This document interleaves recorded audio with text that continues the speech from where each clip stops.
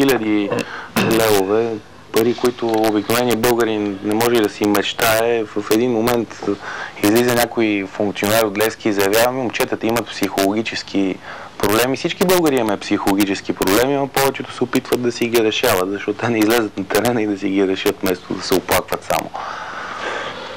Значи първо това, че получават повече е нормално, защото на тяхната кариера е доста така ограничена в рамките на най-добрия случай на 10 години.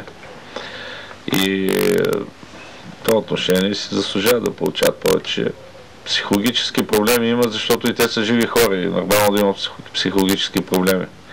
Аз съм насъщно на вашето мнение, че трябва да ги решават на терена и точно в тази насока работим. Значи, те са футболисти на Левски.